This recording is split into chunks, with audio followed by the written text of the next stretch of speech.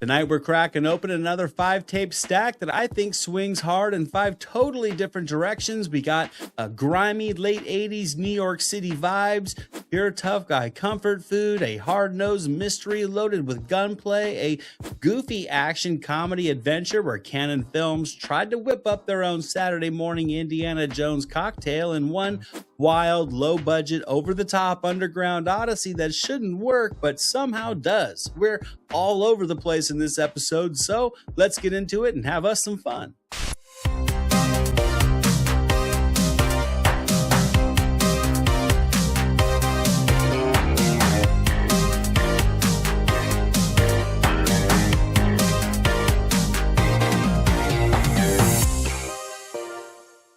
What's happening, everybody? Welcome back to the channel. I'm Anthony DeJoya, and this is Movies Never Say Die, the channel where we keep the spirit of 80s and 90s movies alive by revisiting the stuff we grew up on, the tapes that we rewound constantly, the videos we wore out, the films we quoted for no good reason for years, whether it's action, comedy, thrillers, cult oddities, hidden gems, blockbusters, the kind of movies that make you sit and go, wait, why have I not seen this before?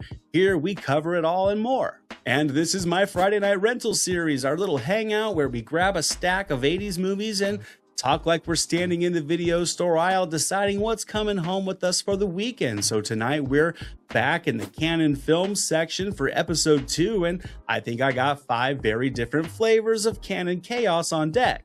But before we hit the play button on tonight's lineup, I have a question for you guys. When you were a renter back in the day, was it based on cover art, or were you a synopsis reader back in the day when it came to picking out your movies? I'm a little bit curious. Let me know down in the comments.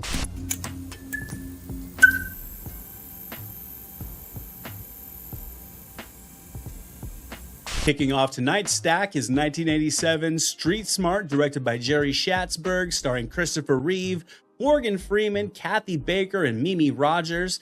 In this one, Reeve plays a hungry New York reporter who can't land the story that he needs, so he invents one, building a pimp profile out of thin air, which seems to solve his problems until the real world starts matching his fiction in the worst possible way. This is fantastic. Where'd you get all this stuff? Easy. You made it up. Now, this movie hit me like a surprise right hook because for the longest time, Reeve was basically Superman and nothing else in my head. So watching him play this guy who's slippery, ambitious to a fault, and kind of full of it was a complete mind trip the first time I really sat down with this movie in the mid to late 90s. This one has that late 80s New York grime baked into the pores, which makes every dark city street feel like a bad decision and every night feel one step away from imminent danger. So it's pretty much like New York in the 80s. But here's the wild part. The script actually came from the writer's own history of fabricating a pimp story in his magazine days back in the 60s. Cannon would take that messy little seed of truth and turn it into a full-on thriller about ego, ethics, and what happens when you lie so hard that the lie starts running your schedule. Now, Cannon being Cannon, they definitely wanted the New York grit without paying New York prices, so a lot of the movie was shot in Montreal, dressed up to pass as for Manhattan, down to imported street junk to sell the illusion. Now, financially, this thing got knocked down in theaters before it even got started. Street Smart would open to little more than a meager $325,000, taking the number 16 spot. It cost about $6 million to make and only pulled in about $1 million domestically, so not good, but to the film's credit, it didn't die in the cinema. It just sort of migrated over to the video store. Just a couple weeks into its VHS life, and it was already climbing the rental charts, where it would hold in the top 20 for a few weeks, which showed that at the time, people were into suspense thrillers when renting their weekend flicks, and Street Smart certainly did deliver that. I think Reeve is strong and a more realistic version of Clark Kent, you could say, and Freeman is electric here, charming, scary, unpredictable, and it's the role that really did kick the doors open for him in Hollywood. Now I want to throw it back to you guys. What's a memorable actor performance that just completely rewired how you saw that person up to that point? I'd love to see some of your guys' picks. All right, now Tape 2 is a total gear shift. It's definitely the same late 80s grit, but now we're in tough guy territory with a familiar action icon that's paired up with a suspense thriller pulse that actually sneaks up on you.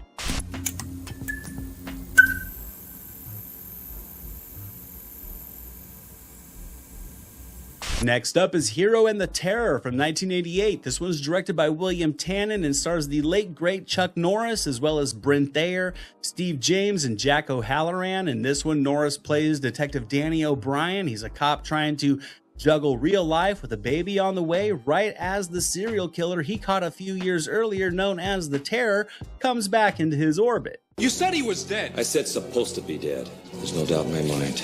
It has to be Simon Moon. Rest in peace to the legend. Now, I was a huge Chuck Norris fan as a kid. If a movie had Chuck on the cover, it already felt approved before I even hit play, and this one was always near the top of the stack for me because it played like an action movie and a suspense thriller with enough grit to make the stakes feel real, especially to a kid just growing his love of action movies and their heroes. And what I like about it now is the tone. It's not just roundhouse confidence for 90 minutes. The movie actually lets Norris look tired, shaken, and human, like the case has aged him a few years. Roger Ebert even pointed out that this performance felt like a new version of Chuck, softer around the edges and trying something different. I also think it helps this movie that the villain is played by Jack O'Halloran, who just has that walking brick wall presence. I also would say that Cannon deserves some credit here as well. This is them pushing Norris slightly out of the comfort zone,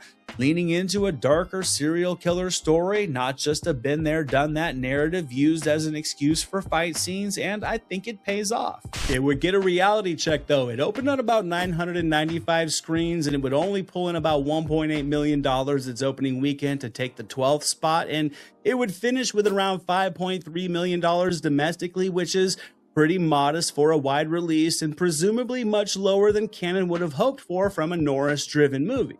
On the home video side, it hit VHS in the US in 1990 through Media Home Entertainment, and I do remember seeing it on cable from time to time, but just not nearly as frequently as some of Norris's other flicks for some reason. And when it would be on, it always seemed to be super late or in the very early morning hours when I was too sleepy to finish it. It's certainly more of a thriller than a straight up action flick, but I think that works. I think Norris here is more of a Bronson-esque in this performance, yet as a well-rounded Norris hidden gem, this movie still works, even if the rough edges are a bit more obvious now.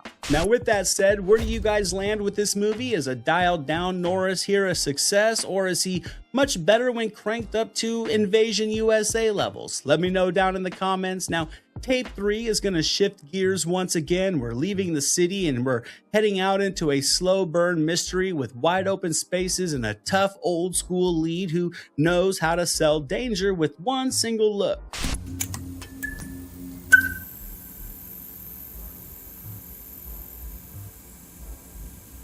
Our next movie is Messenger of Death from 1988, directed by J. Lee Thompson. It stars Charles Bronson, Trish Van Devere, and Daniel Benzali. In this one, Bronson plays a Denver reporter investigating a brutal rural Colorado massacre, only to realize the bloodshed is really being pushed by corporate greed, not just bad family history.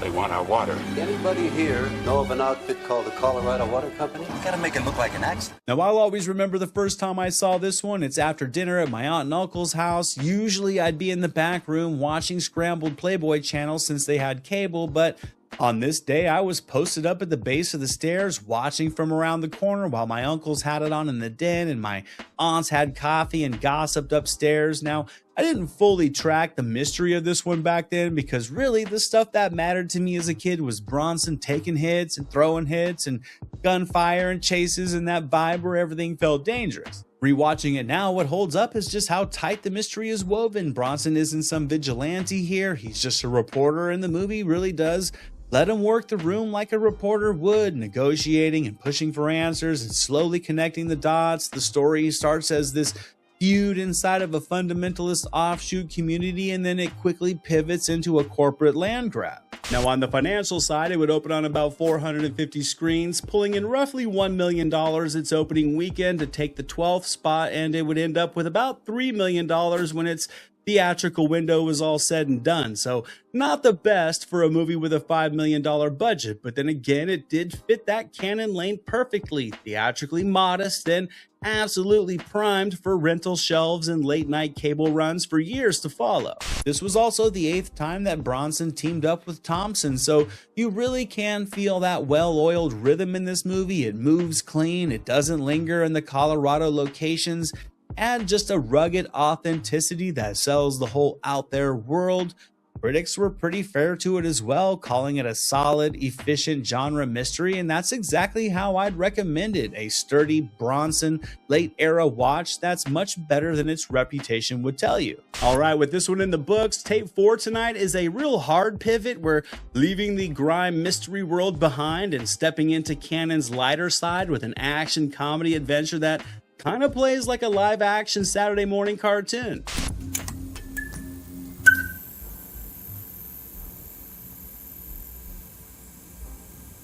Our next movie is 1986's Firewalker, directed by J. Lee Thompson, starring Chuck Norris and Louis Gossett Jr., with Melody Anderson along for the treasure hunting ride as well. This one's basically 2 broke adventurers, 1 mysterious map, and a jungle crawl toward a legendary stash of gold in canon's action comedy adventure play on Indiana Jones. Sort of. That priests were supposed to be teetotalers. I thought nuns were supposed to be virgins. Now this one always takes me right back to weekend mornings, half awake, half a box of cereal in a salad bowl, and the TV doing its job after the weekends were over. Growing up, I remember my older family and friends not liking this one as much as Chuck's tougher, straighter action stuff, but as a kid, I loved it. It may have been one of the first real action comedies I got hooked on because I think there's just a jovial atmosphere to it, and the performances from Norris and Gossett make it a good time, and honestly, I still enjoy the silliness of it today. Now, you can feel Canon's fingerprints all over this movie. This is them pretty much saying, what if we took our biggest action star and let him loosen up? And Norris, to his credit, really looks like he's enjoying himself, leaning into the lighter lane in this movie, and his chemistry with Gossett is this film's secret sauce. Chuck is the confident bruiser, Lou is the fast-talking hustler, and together they've got that buddy flick rhythm that does keep it moving even when the plot is basically follow the map and dodge the chaos from start to finish. This would actually be one of Canon's higher-end productions of the mid-80s with a budget of $8 million. It would pull in $4.1 million to take the 4th spot its opening weekend, and it would top out after a 3-week run with $11.9 million. So it did okay. It wasn't some gigantic blockbuster, but it did well, and it just definitely had that perfect rental energy to it. It's the kind of movie you throw on with friends. You may only pay half attention to it, yet it can still take you along for a fun ride. It's dusty, goofy, and entertaining, and it just feels like Canon trying to bottle up that mid-80s adventure craze, but in their own wild and scrappy way. Now, I want you guys to tell me, did you catch this movie in theaters? Was it a VHS rental, or was it on cable? And where do you guys rank it in Chuck Norris's 80s run? He's definitely going to be missed. May he rest in peace. Now, our last tape is where the stack is going to get real weird. It's kind of low budget, very over the top, kind of wild, and it swings for a full-on journey to the center of the Earth mission. So let's buckle up.